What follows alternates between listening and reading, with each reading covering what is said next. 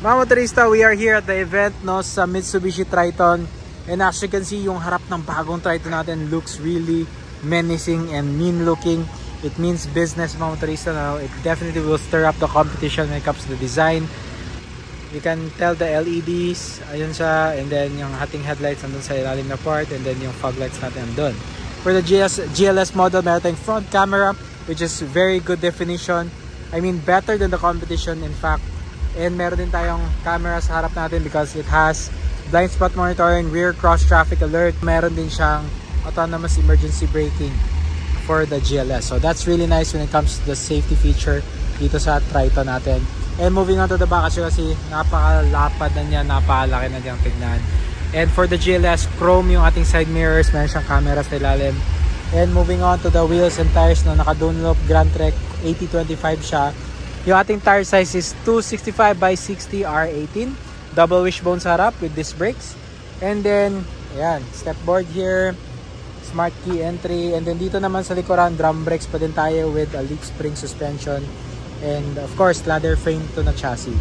Sa likuran naman, you can see yung ating rear taillights. Also really nice looking. And also, meron tayong Triton na name here.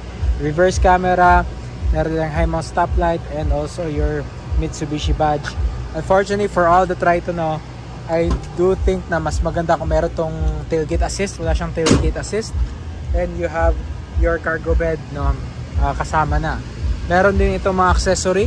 This is a sports bar. Wala na siyang add-on na payment for a sports bar. Kasi ano na siya, yung parang sakto yung forma talaga niya. Okay? So ayan, that's about it dito sa harap. By the way, yung engine natin is the new 4N16, no? So lighter, it improves upon the 4N15, no, sa kanyang noise, vibration and harshness, no? So in terms of power, not a lot different than the 4N15, but again, you get new internals dito sa ating engine, so mas efficient na siya and mas quieter than before. Of course, it's still a diesel engine, you can still hear the clatter, but believe me when I say na yung response is there. Mga motorista, ito yung interior ng bagong Triton GLS, no, Philippine model na to.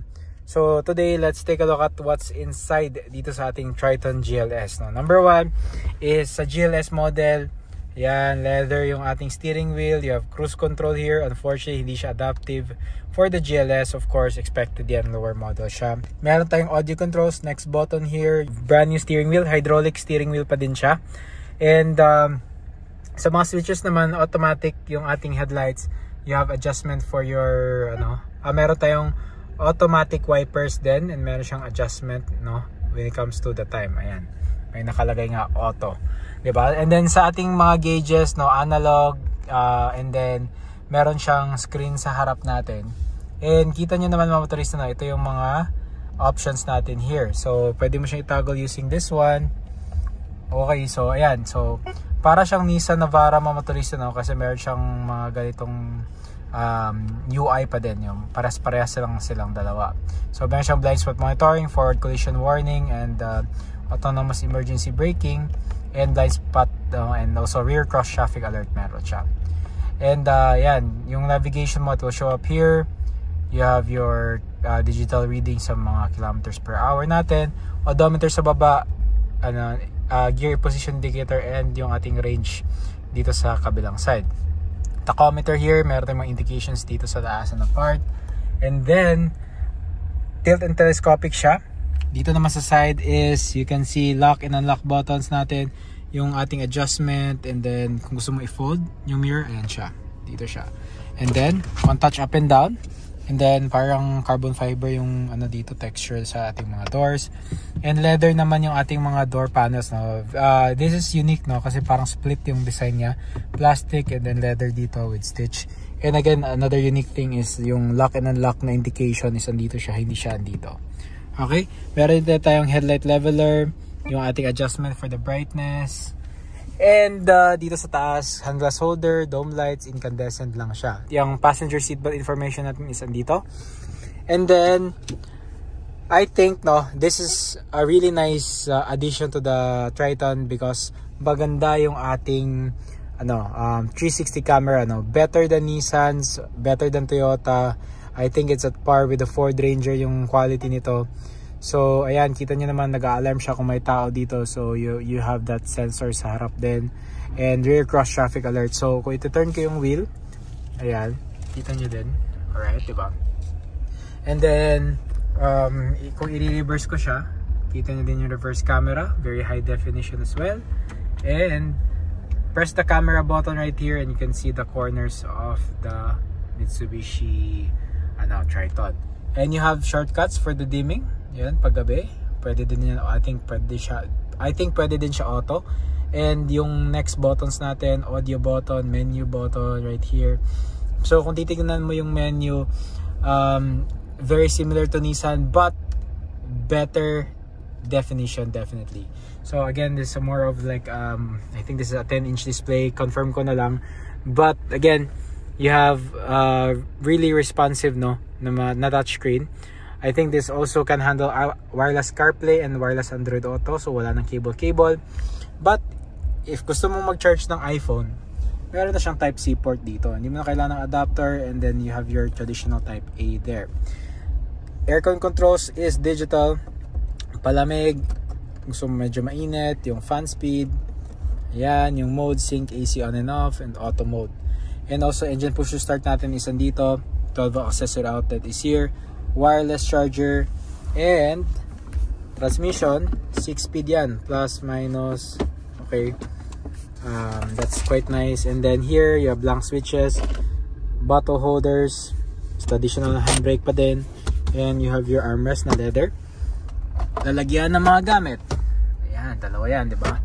Malaki dito sa taas na part, and leather siya dito. In terms of the design, I really like the design. It's modern. It's modern utilitarian in my opinion, yung kanyang forma. And then you have a mix of materials, no? You have your plastics here sa taas, which are nice quality. You have your soft touch na mga leather material dito. I think this is plastic na, it looks like leather. And you have your leather talaga, no? Dito talaga on the front. Now, sitting inside the Mitsubishi Triton, you can definitely hear the engine. Still a diesel engine. The 4N16 engine has less vibration than before. I'm so happy to let you know na it's very responsive siya when it comes to the throttle response. And yung steering natin, it's still quite heavy because again, this is a traditional hydraulic steering wheel, hindi siya EPS unlike the Ford Ranger. Yung lumbar support dito sa mga upuan is quite good kahit wala siyang adjustment. Sana leather na lang, pero okay lang din, medyo matigas-tigas lang yung ating headrest, but that's okay na siya. And yung ating mga speakers is 6 dito sa loob ng cabin. Okay, so pag GLS yung kunin mo, siya, two-tone, no? Black dito sa lalim and light material dito sa taas na part. I really like the volume knobs, yung ating tuning knobs, so very intuitive yung ating infotainment system.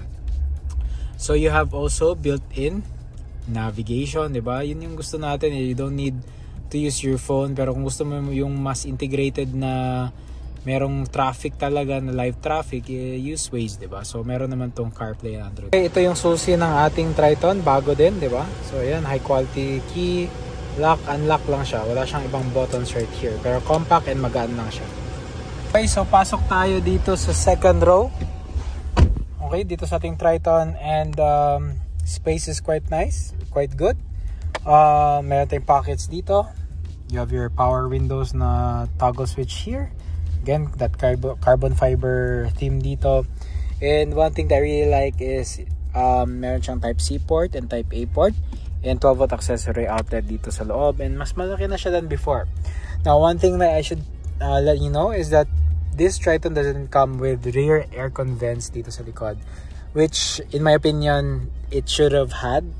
Unfortunately, they did not bring it here for the lower models. You need to go for the Athlete, so that's unfortunate, pero it is what it is. And if you want rear air vents na pickup truck, I think you should look elsewhere, like the Toyota Hilux. Meron sila sa kanilang Conquest na 4x2. That's an option for you, as well as the Nissan Navara, kasi kahit mga lower models may mga rear aircon vents. If you want maximum cooling dito sa likuran, no? But if you want the latest, no, from Mitsubishi, this Triton is quite nice dito sa loob. Again, it is a all new model. So yan, tignan natin yung ating armrest, no? Makapal yung armrest natin, meron siyang mga cup holders right here. Okay, so ayan, that's it mga motorista, no, dito sa likod ng ating Mitsubishi Triton. The Mitsubishi Triton is priced, mga motorista, at 1,582,000 pesos. And if you ask me, that is quite a good price for a pickup truck, no? That's not the top of the line. You get very good safety features, pati na dyan yung excellent 360 camera ng ating bagong Triton. I really like, no, the overall look niya. And one thing na downside lang dito talaga sa Triton, mga motorista, is the lack of adaptive cruise control for the top spec model, and also rear aircon vents for the lower models. Alright, so ayan mga motorista, let me know down sa link comments on what do you think with this red colored Triton. Maraming salamat, and I'll see you on the next episode. Bye!